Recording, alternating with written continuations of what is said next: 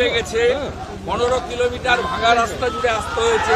হবে কি হবে না, হবে কি হবে না, দোলাচালের মধ্যে এখন 4:30 বাজে। আপনি এই মুহূর্তে মিছিলে 20,000, আর এই বাজার এলাকাতে আরো লাইন দিয়ে আরো 15-20,000 লোক। কোনো দিব্যে বাড়িতে লোক নেই, সব রাস্তায়। আমি দেখছি আপনি বলতে গিয়ে আবেগতাড়িত হয়ে যাচ্ছে, মানে সেই দিনটার কথা আপনার মনে পড়ছে। দেখুন, আমি সঠিক রাস্তা নির্বাচন করেছিলাম, সেটা সময়ের ডাক ছিল। আমাকে পশ্চিমবাংলার মানুষ বহু বছর ধরে দেখেছে, আগামী দিনেও দেখবে। এবং আমি সবচেয়ে খুশি যে এত কম সময়ে ভারতীয় জনতা পার্টির পুরনো কার্যকর্তা কর্মী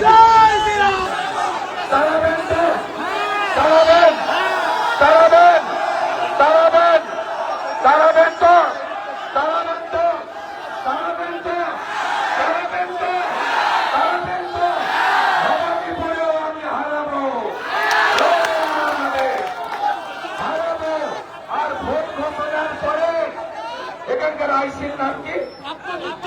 বাপ্পা মিত্র। আর এসপির নাম কি? মেহেদির রহমান হাসান। আপনারা যা করলেন, আপনারা যা করলেন হিসাব হবে,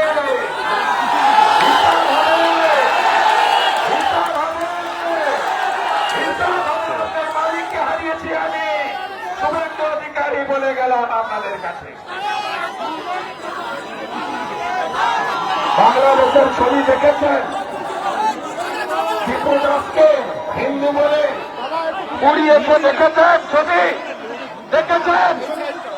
প্রতিবাদ করবেন না, প্রতিবাদ করবেন না। হিন্দু হিন্দু হিন্দু হিন্দু হিন্দু হিন্দু।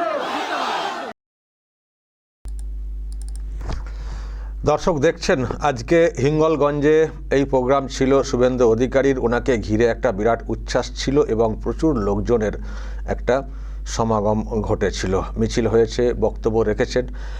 এটা করতে দেওয়া হচ্ছিল না, তো ওনাকে যেটা করতে হয় বারবার আইনের দ্বারস্থ হওয়া। তো তারপরে হয়েছে বিষয়টা, তো করে উনি যে প্রোগ্রামটা করেছেন। আচ্ছা দেখুন, মুসলিম সমাজের লোকজনও কিন্তু ওনার সঙ্গে হাত মেলাচ্ছেন। তার মানে মুসলিম সমাজের একটা অংশ যেমন হুমায়ুন কবিরের দিকে চলে যাচ্ছে, তেমনি আরেকটা অংশ সামান্য হলেও সেটা কিন্তু বিজেপির দিকে আসতে চাইছে, যেটা পরিষ্কার বুঝতে পারছি। টিএমসিকে ক্যাঁচকলা দেখাবে, যা দেখতে পাচ্ছি পরিষ্কার। তো যাই হোক দর্শক, এটা এসছে কিন্তু শুভেন্দু অধিকারী আজকে বাংলাদেশের যে খবরটা সামনে এসছে সেই কথা কিন্তু ওখানেও স্মরণ করিয়েছেন। দেখেছেন তো, শুনেছেন তো দীপু দাসকে কী করা হয়েছে বাংলাদেশে।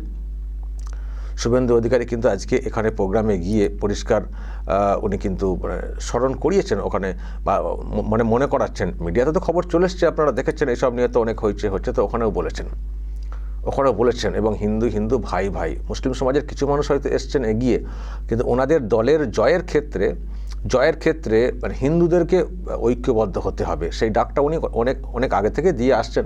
তো আজকেও হিঙ্গলগঞ্জে এই ডাকটা দিয়েছেন। আর সত্যিই প্রচুর লোকজন সমাগম মানে ভিড় করেছিল, দেখতে পাচ্ছেন। সন্ধ্যা হয়ে গেছে, 6টা পর্যন্ত সময় ছিল কোর্টের, 6টার মধ্যে প্রোগ্রাম শেষ করতে হবে। তো তার মধ্যেই কতটা ঘেঁষাঘেঁষি সব লোকজন, দেখুন না, দাঁড়াবার কোনো উপায় ছিল না। যেখানে করেছেন একটা মোড়ে, সেখানে প্রচুর লোকজন, কেউ নিচেতে, কেউ ছাদে, কেউ টিনের ছাদে, কেউ অ্যাডভেস্টাসের উপরে দাঁড়িয়ে প্রোগ্রাম দেখেছেন, শুভেন্দু অধিকারীকে দেখেছেন। আর পুলিশ যেভাবে বাধা দিয়েছে সেটা নিয়েও বলেছেন যে রেজাল্টটা হোক, কাউন্টিংটা হয়ে যাক, তারপর মনে রাখবেন এখানকার কে ওসি কে এসপি মনে রাখবেন, তাদেরও হিসেব হবে। ফলে দর্শক, শুভেন্দু অধিকারী উনি কিন্তু লাগাতার ওনার যে প্রোগ্রাম সেটা করে যাচ্ছেন। এবং গতকালকে আমি একটা ভিডিও করেছি, আপনারা দেখেছেন। শ্রমিক ভট্টাচার্য, বিজেপির যিনি সভাপতি রয়েছেন এই রাজ্যের, তিনি একটা ইঙ্গিত দিয়েছেন যে আগামী দিনে যে সরকারটা গঠিত হবে সেখানে শুভেন্দু অধিকারী একটা গুরুত্বপূর্ণ ভূমিকাতে থাকবেন, সেই ইঙ্গিত কিন্তু উনি দিয়ে দিয়েছেন। তার মানে শুভেন্দু অধিকারী বিজেপির একটা গুরুত্বপূর্ণ মুখ, এটুকু পরিষ্কার। এবং তাকে যে বিজেপি ইউজ করতে চাই পুরোপুরি প্রচারের ক্ষেত্রে, সেটাও দেখতে পাচ্ছি। এবং প্রত্যেক দিন শুভেন্দু অধিকারী কোথাও না কোথাও উনি কিন্তু যাচ্ছেন, প্রচার করছেন, এবং বিশেষ করে হিন্দু ভোটটাকে ঐক্যবদ্ধ করার চেষ্টা করছেন। মানে ওদিকে যেমন হুমায়ুন কবিররা মুসলিম ভোটটাকে তারা বেশ করে এগোতে চাইছেন, এদিকে দেখতে পাচ্ছি শুভেন্দু অধিকারী তিনি হিন্দু ভোটটাকে মানে ঐক্যবদ্ধ করে এগোতে চাইছেন। আর আমি যে কথাটা বলে আসছি, দেখবেন এবার যে ভোটটা হতে চলেছে 26-এর, সেখানে দেখবেন একটা বিরাট পোলারাইজ ভোট কিন্তু হবে, একটা পোলারাইজ ভোট হবে। হিন্দু বা এই মানে সংখ্যা গুরু সেকশন যেটা, তাদের সঙ্গে সংখ্যা লঘু, পুরো পোলারাইজ ভোট হবে। আর টিএমসি গড়াগড়ি খাবে। টিএমসির দিকে দেখবেন এবার কেউ যাবেন না। হিন্দুরা তো এমনিতে টিএমসিকে বিশ্বাস করেন না, মুসলিম সমাজের ভোটটা নিয়ে ড্যাং করতো, কিন্তু এবার যেভাবে মুসলিম সমাজ সরে যাচ্ছে হুমায়ুন কবিরের দিকে, কারণ এত ঠকিয়েছেন, এত প্রতারণা করেছেন শুধু ভোটটাকে নিয়ে, মুসলিম সমাজের একটা বড় অংশ সেটা বুঝতে পেরেছে এবং সেই সঙ্গে তো একটা সেন্টিমেন্টও হুমায়ুন কবির জুড়ে দিয়েছেন। ফলে দর্শক, সিনারিও আমাদের ভোটের সেটা কিন্তু আমি যা দেখছি তাই বলছি দর্শক। আবারও বলছি, এই সব ক্ষেত্রে আমার নিজস্ব কোনো মত নেই, আমি জাস্ট ধারাভাষ্যকার হিসেবে আমি নিজেকে অবতীর্ণ করছি আর কি। যা দেখছি পলিটিক্যাল ইকুয়েশন যেদিকে যাচ্ছে সেগুলো আমি জাস্ট আপনাদের সামনে তুলে ধরছি বা ব্যাখ্যা দেওয়ার চেষ্টা করছি। যেমন ওদিকটাও বলছি, তেমনি শুভেন্দু অধিকারী যে পার্ট যা দেখতে পাচ্ছি, বিজেপির যে পার্ট যে দেখতে পাচ্ছি, সেটাও আপনাদের সামনে হাজির করছি। আর দর্শক, রাত পোহালেই তো রাজ্যে আসছেন প্রধানমন্ত্রী তথা বিজেপির নেতা নরেন্দ্র মোদী। তার প্রিপারেশন চলছে নদিয়ার তাহেরপুরে। আমি সেই ভিজুয়াল দর্শক একটু দেখাতে পারি যে সেখানে কীরকম একটা প্রিপারেশন চলছে। দেখতে পাচ্ছেন সমীপ ভট্টাচার্য সহ আজকে তারা নেতারা সব দেখতে গেছেন সভাস্থল যেখানে প্রোগ্রামটা হবে। তো দেখতে পাচ্ছেন ঘুরে ঘুরে দেখছেন মানে কেমন কি প্রিপারেশন রয়েছে।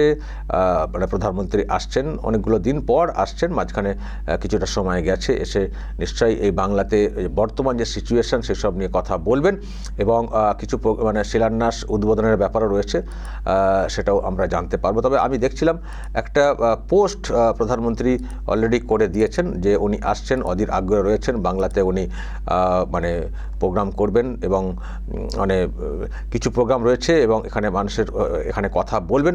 তো সেই বিষয়ে আমি দেখছিলাম দর্শক, একটু আপনাদেরকে দেখাতে পারি। দেখুন উনি কি লিখেছেন, আগামীকাল 20শে ডিসেম্বর দুপুরে আমি রানাঘাটে বিজেপির জনসভায় ভাষণ দেব। পশ্চিমবঙ্গের মানুষ কেন্দ্রীয় সরকারের বহু জনমুখী প্রকল্পের সুবিধা পাচ্ছেন, তবে একই সঙ্গে রাজ্যের সর্বক্ষেত্রে তৃণমূল কংগ্রেসের অপশাসনের কারণে তারা ভোগান্তির শিকার হচ্ছেন। তৃণমূলের লুটপাট ও ভীতি প্রদর্শন সব সীমা অতিক্রম করেছে, সেই কারণেই আজ বিজেপি মানুষের একমাত্র আশা ভরসা। তারপরে দেখতে পাচ্ছি আমি আগামীকাল 20শে ডিসেম্বর, মানে দুটো পার্টে পোস্ট, আগামীকাল 20শে ডিসেম্বর পশ্চিমবঙ্গের মানুষের সঙ্গে সাক্ষাতের জন্য অধীর আগ্রহে অপেক্ষা করছি। সকাল 11:15 নাগাদ নদিয়া জেলার রানাঘাটে একটি জনসভায় অংশ নেব। সেখানে প্রায় ৩,২০০ কোটি টাকার উন্নয়নমূলক প্রকল্পের উদ্বোধন বা শিলান্যাস করব। এই প্রকল্পগুলোর মধ্যে রয়েছে NH-34